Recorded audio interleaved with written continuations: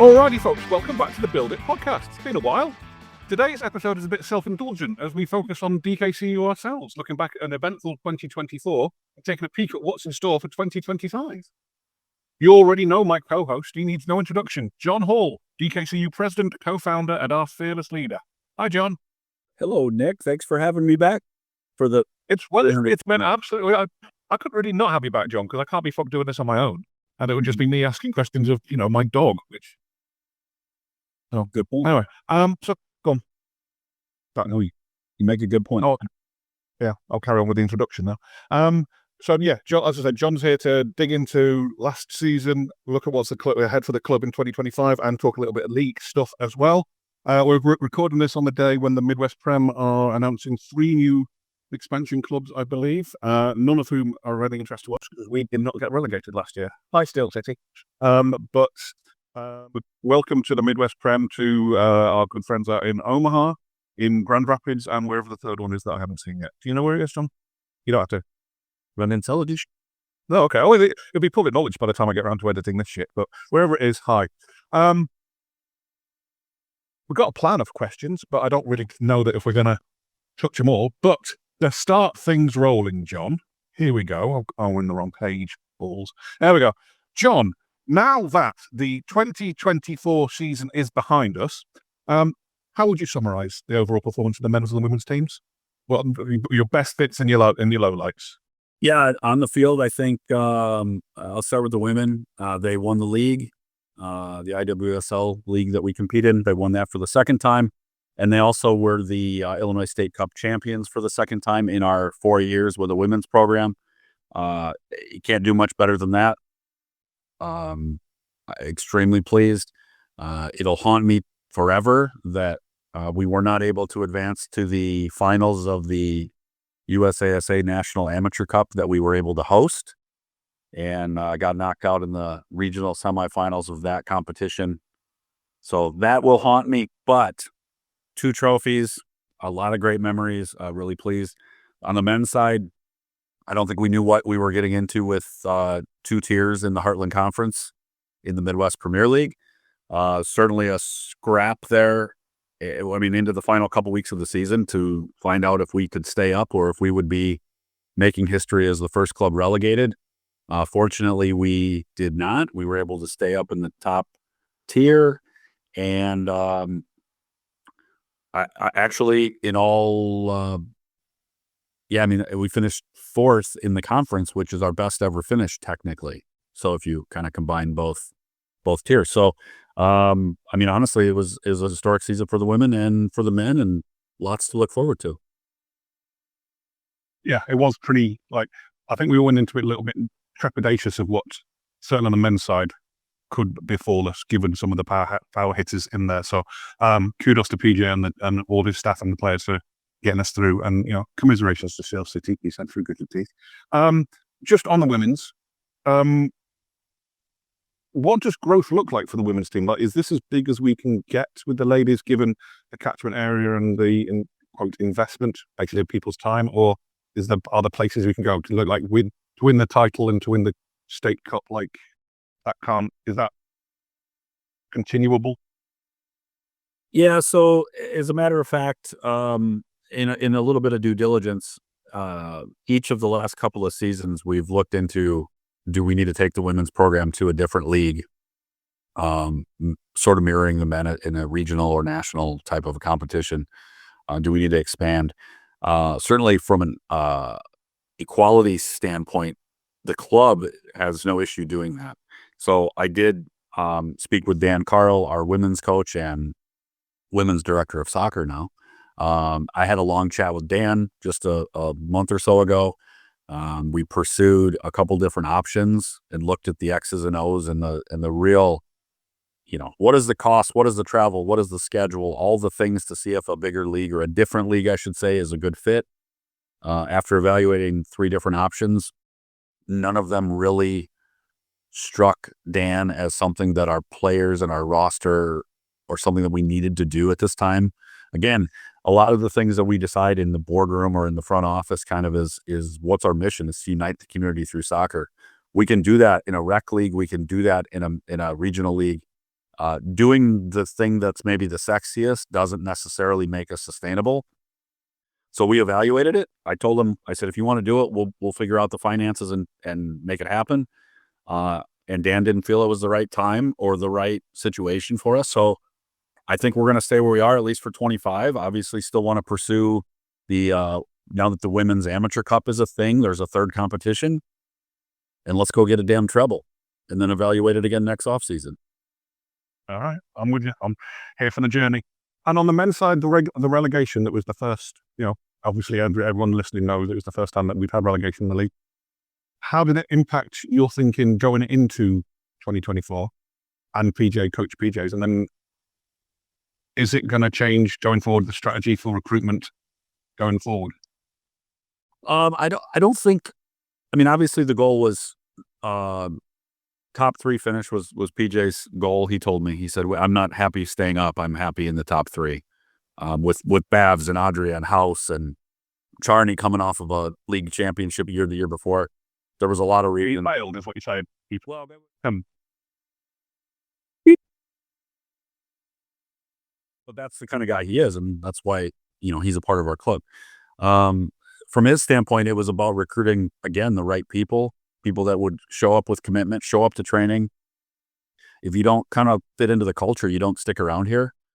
I don't know. So I think it was good. I don't deal with much of the recruiting. I don't talk to the players a ton. That was all strategy that we trust our soccer people to deal with, and for good reason, because that's their job within the club. So I know certainly it was exciting for me to see we were in a battle, right? It wasn't like in years past where, all right, we're either going to finish 4th, 5th, 6th, 7th, 8th, 9th, or 10th, and there's no jeopardy at all. I think having that safety net removed where it was like, oh crap, we got to compete and these games matter and there's only 10 of them. That's a substantial risk every Saturday night or whatever to go out there and the players have to compete at a level that justifies staying up. And I would have accepted relegation as much as we pick on Steel City. They accepted it with dignity and said, hey, kind of ball don't lie. It is what it is. Let's make the most of it. And now we're coming back up. Watch out. And that's how we would have approached it. But there was a lot of teams in the 2 conference or the 2 tiers still in play in those final weeks to see who would be promoted and who would be relegated. I thought it was, for those of us following, is awesome drama. Yeah, it was great. It came down to the last game between, and it was just, it was a shame they couldn't stream it, but different conversations, different time. You said that you don't really have much dealings with the recruitment, but I know you are hands-on with the players in terms of just, you're a big presence. Did you get any feedback from the players as to whether or not it brought extra frisson to the season? Not formally, but I know, again, anytime you're getting down to the wire in the final weeks of the season and there's meaningful things to play for, I know that kept the spirit up in talking with PJ and the coaching staff. It was, there were still guys coming out battling at the end that in years past might have been like, hey, I'm going to take a couple weeks off before I head back to school or whatever. And there was guys that showed some fortitude to battle through there right up to the end and make sure that we got in. And then, obviously to cap off with the home finale and get a win against Steel City, who we've never beaten in the league, was just add a little cherry on top to avoiding relegation. And then they took care of business. And it was all in all, it was a great season. Yeah. Kudos to the board of the league for sorting all that out. And thank God we benefited this time around. If and when the devil falls on us, I won't be necessarily as enthusiastic, but hooray for now. All right. Off the pitch, we pride ourselves in being a community club. We believe we won a community award in the AGN a couple of years back. Kudos to Lansing for stealing that from us, but we'll get it back. How did the fans, or how do you feel the fans contributed to success for both teams? Well, I would argue, I think we obviously could always have more numbers of fans at games, but I would still put our overall match day experience from a fan perspective and maybe a player perspective, but I would match us with pretty much any team in the Midwest Premier League. A lot of clubs do it very similarly, and I'd put I think we're top tier in that regard. Um, I think there's a lot that can still be done with our fans to educate them, right? I don't think they show up knowing who we're playing or knowing the backstory of, oh, this is Steel City, we've never beaten them, and having that pride in what we're doing, or we're playing Chicago House and their brief but rich history actually at this level. Audrey Babs. I mean, there's stories to tell. Obviously I have to help you as the marketing guy. I got to help you tell those stories and find ways to do that. But I think there's a lot more that can be done, and I think it's. And I'm not complaining. It's fantastic, but I think we've only scratched the surface of what a match day looks like and how those fans ultimately impact the players and give them that awesome experience that they may not get it anywhere else they've ever been. Yeah, I agree. Yeah, and I hold my hands up. I've dropped the ball on several occasions in terms of marketing story rather than the event. And it's a thing that I'm trying to upgrade for 2025 and forward. From the outside, as a out of towner, it does seem like there's a difference between the atmosphere or the event, in whatever you want to phrase it, from a men's game to a women's game. Are you conscious of that? And how, if so, how do we need to rectify it? And if so, how? Great question. Yes, there's a difference, not intentionally or not entirely intentionally. When we look at things, and Faye is our match day director, I should say. She took over last year and kind of running the day-to-day of match day experience for both men's and women's. And we had a lot of games in about 9 weeks. When we play our women's league games on Tuesday nights, again, that works great for the players. In talking with Dan, does it work great for summer crowds? Not as much as a Saturday night, but I also think there's a way, again, in the same tradition, I always look back to you, right? 3:00 on Saturdays is just, we go to soccer, we watch football. I think we have an opportunity to, because the women have been so successful, I think we can make Tuesday night soccer night in DeKalb County in the summertime. And just like Thursday nights, they do music in the park and all these things. We can make Tuesday night a thing. Do we spend as much money on match day? I'll call it entertainment, right? Bounce houses and face painters. No, but attendances don't dictate that. You don't want to be foolish with our money, right? We only have so much set aside for that kind of stuff at each game. So, and we did try, scheduling is a whole nother thing. I learned a lot this year, but when we did have women's games, we did them bigger. We did them on the weekends, I should say. We did them bigger, and we tried to match intensity. We tried to do all the things. So I think it's a little bit of that. Not that we don't want to do it, but it's sort of like it all has to justify itself as we plan for some of this stuff. And I'm going to lean hard on Faye this year to come up with ways to make it different but equal, and still be able to give fans that Tuesday night energy. Yeah, I would agree wholeheartedly on the scheduling and the marketing and the whole thing. Like, it is hard from a marketing perspective. It's hard to differentiate, and there's an argument that says you shouldn't have to differentiate, but the market also says that you kind of do. And it does feel like as soon as you do differentiate, that you are belittling the ladies' game or unnecessarily bigging up the men's game. I think, to your point, Saturday night just resonates more of a event than a Tuesday night, right? It's after work. It's, oh, I can't even be bothered. I just want to go home and eat tacos. So yes, we are hamstrung by the length of the season and the commitments of our players and everything else, and the commitment of other clubs as well. From a scheduling point of view. So it isn't just a case of what we would want to do, but we can always do better. I agree. All right. That's enough looking backwards. Looking forwards, 2025. What are the goals? What are the hopes? What are the intentions for the club as a whole, and then for the two sides?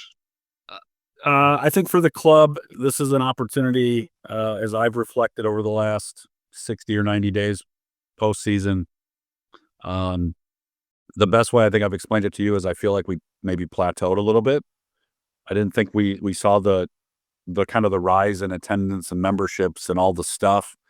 I do think scheduling, which was me this year, we had some just with some NIU conflicts and some different things at the facility. We struggled to get those Saturday night games. We had a few.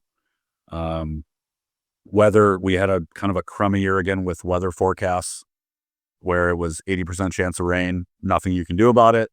But by the time it clears up, people are already decided to do something else. And I think weather plays a bigger factor into it than, and obviously being an uncontrollable, that's tricky. But so this year, looking forward, I want to try to schedule things as consistently. I think some of the feedback we got from fans was be consistent, right? If we're going to kick off at 5:00 on Saturdays, it's always 5. And if it's going to be 7:00 on Tuesdays, it's always 7.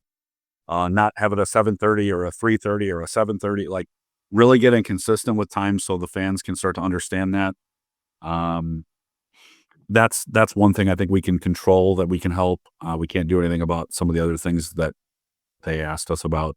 But really just sort of a renewed commitment to making the fan experience as memorable as it can be. I think having our staff better organized, I think having some fresh faces in the boardroom with the board of directors level to engage other groups and other things. I'm really looking at this as the start of DKCU 2.0. I don't know ultimately what that looks like yet, but I'm excited to get in the meeting rooms with our board and with our staff and have conversations about, a 5 and 10 and 20-year plan and start moving past, let's just be sustainable. And now let's go kick ass. And that's really what I want to see us start to lay out the path of what that looks like and then start walking down it. Yeah. I think from the outside, like for the men's, that target is fairly consistent, right? Those 3 clubs that you mentioned, the Bavs, Adria, House, if we can become the 4th of that, that's progress on the pitch, right? The ladies, as we mentioned, right, they've achieved not as much as they can do, but they continue to achieve within their pool. And so that ties into like what we can do with the fans and the community. If we can get the base bigger, the ladies can go somewhere. But until the base is bigger, until we can guarantee 500 people, until we can guarantee sponsorship of travel, until we can guarantee that players are going to commit to traveling 4, 5, 6 hours for something that they're not necessarily going to win, then it all links into everything else. But for the men's side, on the playing side, it's a fairly easy target, right? So on the playing side, the aspect of the club that we haven't really spoken about is the academy. What role do we see them playing, not necessarily even in 2025, but in 2030 in terms of the pipeline? And are we starting to see the fruits of Dan and Mike's travails, or are we still a ways off yet? I think anytime we have, I'll call them club soccer players, right? You can play recreationally, you can play club, play for your high school, whatever. We have seen some of our younger high school seniors, get into the reserve team and things like that. All of that takes time. And I know from my experience with the academy as a parent and as a coach, there's some really exciting groups of young boys and girls that are like all in on it, can't get enough soccer, right? And I think that's exciting, the passion that some of these kids have, that they will practice every day. They're out in their backyard. They're doing all those things. And I think those are the ones that ultimately will, if they don't burn out, which is nobody wants to talk about it, but if we don't burn the kids out, those are the kids that are going to grow up and want to play for our men's and women's teams and play in college and maybe beyond. Really, that's the role that I think we play is working with the academy to inspire the kids. So it's a joy to wake up and go to training every day because they're aiming for something bigger and they just kind of fall in love with the sport. And that is going to that's a generational thing, right? That's the 8-year-olds now getting to 18. The academy's been around 2.5 years. So there's lots of work to do there. But I think with time and with growth and with us doing the right things and the academy doing the right things, The brand growing, the organizational awareness that DKCU is a thing and it's not a profit center. It is a community resource, as you say. Like people like that. Like they like our story. So I think the more we can continue to tell that and people get to know us, the ability to use the academy as a base and a foundation on and off the field is going to be huge for us. Yeah, I agree. I think we've started to see a couple drip feed into the ladies side of things, right? But making the dent in the men's side is trickier. But the sheer weight of population within DeKalb means that at some point it will come. There will be a tipping point. We just have to keep that pipeline open. Let's talk about you, John. You and your beautiful face. It says here on my copious notes, reflecting on your journey with DKCU so far, what lessons have you learned? But realistically, I guess my question is more just like, we always ask podcasts, or we try to, like, what would you do differently? And I get my question to you is, what wouldn't you do differently since you started? What are you super duper proud of having, in the 8 years we've been going? Well, my biggest success here is that we're still here. I don't think any of us, and probably you too, when we first met, and I said, yeah, we're going to start this club. And you were like, well, more versed in lower league soccer, maybe not in the States, but in general, this is a cultural thing that you've grown up with. I think you probably yourself would admit that, oh, here's another guy thinking he can do something, right? And I think that the ability to grow, the thing I'm most proud of in that sustainability and still being here is, and I truly believe this, like we have a group of volunteers that for whatever reason, I think they've fallen in love with the club and the group of us like we look out for each other. We've created a soccer church where people come and pray on Saturday nights at NIU. Like the staff is fantastic. Everybody will do anything they're asked.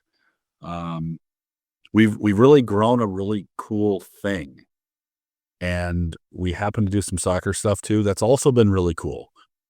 But I think we have, and you can speak to this. I think we have a culture that everybody does different things, but like people generally care. You could offer to pay people and they would probably say no thanks. And I think it's what the club's about. It's about other people, not ourselves. And that kind of echoes through our volunteer staff. I think the community embraces us because that is in our hearts, that is what we're about. And I don't think they haven't put the pressure on us yet. Like I would like to be, I've told you many times, I'd like to be sitting at a bar being scorned because we got relegated or because why don't we sack the coach? Or like, I want them, the community to care that much to hold us accountable. And I hope someday we get there and the next president can face those torches being thrown at him. But I think that all we've accomplished is pretty incredible to still be in the position we are in all ways after 7 or 8 years. So it's just incredible. Yeah. You see those clubs dying on the side of the road all the time, right? And the fact that we're not only here, but at worst plateauing is, a huge testament to everybody involved. You like to be bashful about it, but a lot of it is you. Most of it is you. We know that. And in your quiet moments, you would probably admit that to yourself. But I agree, it shouldn't. It still is. But the people like yourselves and some of our volunteer crew, and then the people at Lansing and the people at AFC Columbia and whatever, they're House, and you can name them, whether in the Midwest or elsewhere in the country. Right? There are good people in charge at so many clubs that you almost want there to be a United States soccer club with all these people that could just get together, and then they would change the course of US soccer. But sadly, that's not the way. But that was a little rant. So how are you gonna, from your perspective, how do you push the club into 2025, 2026, 2030? I mean, just to interrupt that question, we haven't even individually, not even on this podcast, but individually, we haven't even spoken about the potential for 2026 and the World Cup and everything else. But so this year's almost got to be a positioning year, right? Where we know we're in a place to. This probably isn't the format for this conversation. It should probably happen off air. But 2025 is got to be big. If we plateaued in 24, we've got to be better in 25. We've always got to be better. But 26 could be something incredible if we do it right. So you're right. And I think there's a couple things. The World Cup is a thing. Have I thought about it? Yes. Have I asked ChatGPT how to engage with it and make it a thing? Yes. You know what they say? All of AI says throw a watch party. Okay. Great. I could come up with that on my own. We've been doing that for 7 years. I think that one of the things that we will get stuck on worrying about the World Cup personally is the schedule congestion. It's already hard in the summer, and now they're going to have 48 teams and playing over like a 6-week period. I think that is going to that could be a terrible thing for lower league soccer. Okay, so yes, I want to celebrate it. It's great. It may not be back to the U.S. in my lifetime again, right? I mean, it's whatever. So yes, well, let's enjoy it. However, there's going to be real challenges that come with it. I don't think because somebody watched Ecuador and England play at 4 a.m., or I guess it won't be because it'll be here, at 7 p.m. on a Tuesday, they're not coming to a DKCU game on Saturday night because of that. We have to work through some of those things. I think here's the thing that excites me broader without the World Cup, right? I think it was pretty obvious. I'm curious your thoughts. The plateau is the right word, right? I thought it was tough. I thought this year was a grind. I thought it was very difficult hosting the Amateur Cup finals. At the end of the year, that was a big event. I'm very glad we did it, but that left us walking out the door exhausted instead of wanting more as a staff, or at least myself. Okay, so I'm not even saying I wouldn't do it again. Now I understand what the challenges of it are, though. So I think that's good. So we educated ourselves. So I think the biggest positive we have in all aspects of the club we run, in the community we run it in, is that to this day, I can walk down the street and ask 10 neighbors if they've heard of us, and I would maybe get 2. It's a little better now with the academy because there's a little more brand exposure and stuff. They might have seen the logo, but they have no idea what we are, why we are, how we are, where we are, any of that. So I still think we've only scratched the surface. I think there's so much more that can be done. And I think we're better positioned now with some staff structuring, some new board members. They're just fresh, right? So we kind of, not to say like out with the old, in with the new, but like we're refreshing a little bit, right? We're empowering people to do other things and extra things. And I think the awareness that it plateaued is something that probably a lot of organizations or clubs might not even recognize that they plateaued. And they might just go, oh yeah, well, it was still okay. And it was still a good year. It just didn't ascend. I mean, I agree. But why do we feel like that? We said that the ladies achieved as much as they could. We said that the men had an all-time high finish. We said that our attendances were as good as anything within the league. So why do we both feel like it plateaued? What were we expecting? Well, it didn't ascend. Attendances were great, but they weren't better than the year before, right? And you and I've talked, like we need 30% growth every year, 30%, 30%, 30%, 30%. And we didn't get that. And that's not your fault. That's not my fault. That's a collective, it's a collective thing from conflict, from scheduling congestion, from entertainment options, from bad weather to all of it. Maybe this year we get great weather all Saturday at 6 p.m. games and attendance doubles. Great. I think the awareness that there's a problem, and it's not even a problem, right? It's just like, if we want to get better every day and we didn't get better, let's figure out why we didn't get better. We don't have to get 30%. Can we get 5% better? Yeah. Sponsorships were fine. We didn't have as many groups out. We didn't have as many birthday parties. And I'm not pointing the finger in any way at anybody. I think it's just, we have to continue to reinvent ourselves in what we do at the games. And can we give them something, again, memorable that they go, man, I can't believe they did that at a game. I mean, you saw it. We met with Big Time from Windy City Pro Wrestling. What if we had a wrestling ring out at a game? And after the game, there was a wrestling, like pro wrestling. I don't know. I don't know if that can happen. We talked about it. I don't know if it can happen, but that's the kind of thing where you go like, how goofy can we be and make this a thing that people can't miss? Because no matter what, it's still soccer. It's still the 4th or 5th most popular sport in the U.S. It goes back. All things lead back to Jesse Toll and Savannah Bananas, right? We're not trying to make it a sideshow. We're not trying to make it a freak show. And that's no shade on Jesse, right? Like he's absolutely nailed what he's trying to do.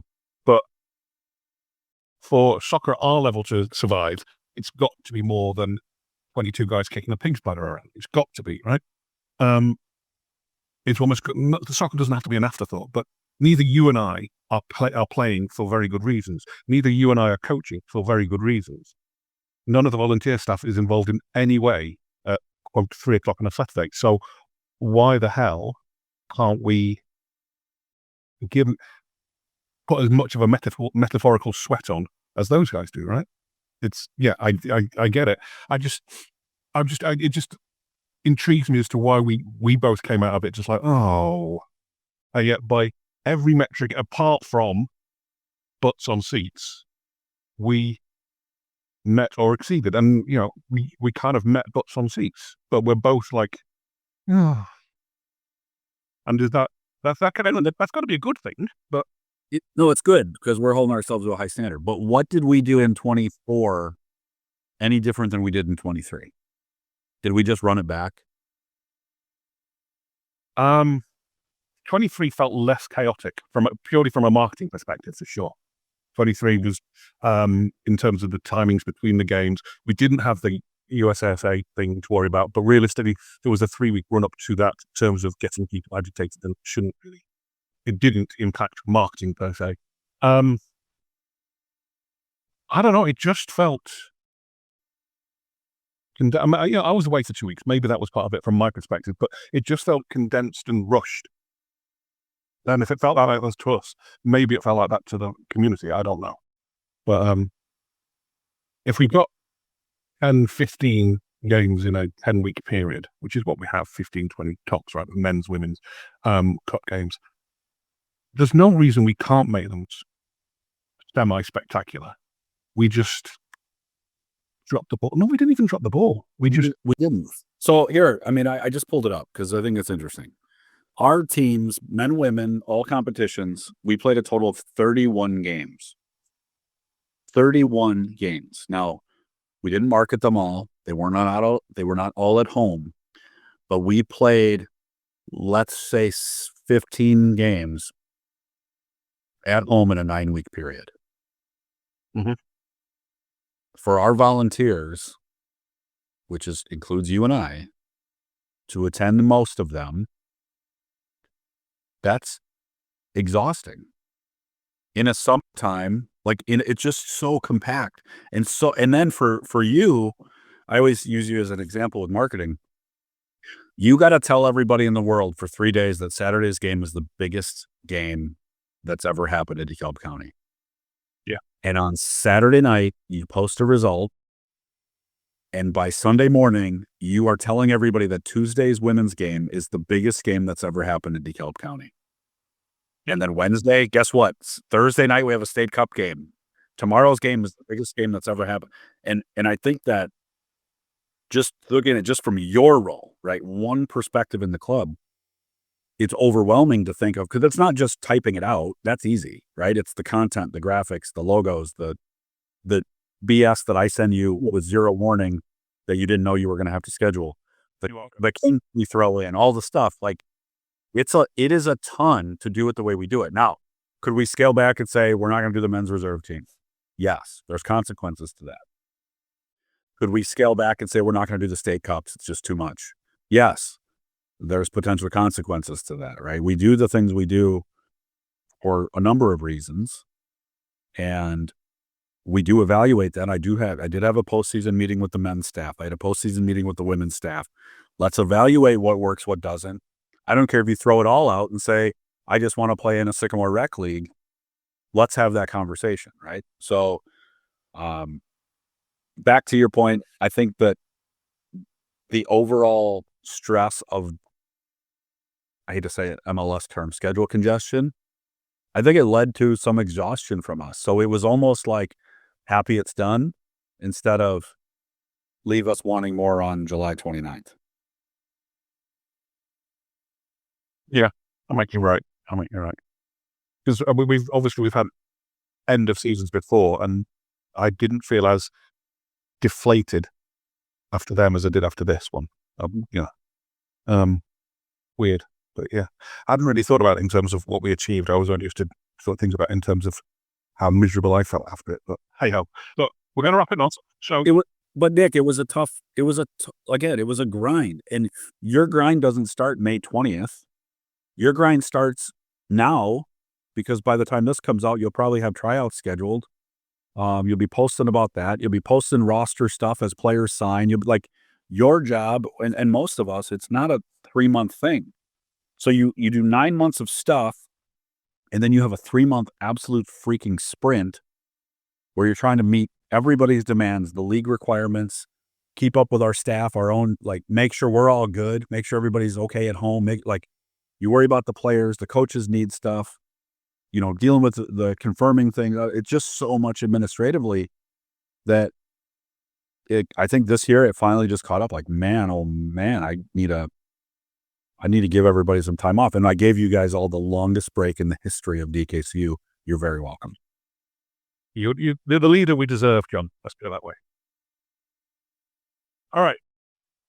Let's wrap it up on a positive thing, because that took an unexpected negative turn. But what can our rivals expect in 2025 on and off just off the pitch? We can't control on the pitch, right? Other than Ronan. No, I think off the pitch, I think we're starting. We had our first meeting kind of as a staff just a week ago, I think it was. And I'm going to take less of the burden about answering that question, and I'm going to throw it back at you and Faye and Ram and everybody, and say, let's all decide what we're going to do to make sure that the plateau starts turning and going upward again. Because the sky's the limit to what we can do, but it takes more than you shouting about it on socials and me it takes a collective effort to put this thing into the motion we want to. So I'm gonna really put the burden on everybody to do more than we did in 24. Let's not do the same in 24 and expect different results. Whether it's one thing or 30 things, let's try something different. All right, I don't know about that. What's one thing you're going to do different? I just delegated a bunch of stuff. That's completely different. I never do that. No, I'm focused more on. I'm really going to focus more on the outreach stuff. I've already been doing a lot of these, nonprofit meetups, working with the chamber, with our new board members. I want to make sure that I'm giving them the information, sort of onboarding, so that they can go. One of them can go attend a thing and promote us and talk about us and do these things. I was in a school last week doing a thing with speaking to fifth graders about kind of the career and the history of DKCU and starting it from nothing. A number of those things. I've actually, we recently applied for a grant that we've never applied for a grant in the club history. We applied for a grant to help us donate some soccer equipment to local elementary schools and start some of that outreach. So I'm definitely trying to do some things, maybe not completely different, but sort of like extra large of what I was doing. By letting others take these other things, then it frees me up to go do what I'm perhaps best suited for, is just go talk to people. Yeah. In a nutshell, that's more outward looking than inward looking, that feels like. So hooray for that. All right. This half-hour chat was not a half-hour chat, but maybe we'll get it down to close to half hour. Thanks for your time, John. Thanks for everybody for listening. Thanks to Fanbase for partnering with us on this. We didn't mention Ali at all. Fanbase, our ticketing partner, our tech hub, happily stepped up and said they're going to partner with us 2025, and as long as we've got the negatives of Ali. So we are going to shout about them. If you haven't checked them out, you should absolutely check them out. Proper podcasts, proper blogs, have sponsorship spiels that they say. I don't. Just look at Fanbase. It's quite good. It does what we want it to do. There you go. But yeah, thanks for listening, everyone. We'll be back with another guest at some point, which won't be DKCU based. It'll be an actual practical one. I don't say we're taking a turn with this podcast, John, but we're doing it slightly differently going forward, right? I just clicked the link when you told me to click a link, and then we talked for a little. My rock. Okay. Well, then you'll see going forward if there's any noticeable change in direction. But for now, thank you for listening. God save the king. Now the time has come for leaving, fear now we shall return. We were so glad we could make it, but so sad we gotta run. Well, it might be a long time till we raise another glass. You can rest assured that next time we'll have ourselves a laugh.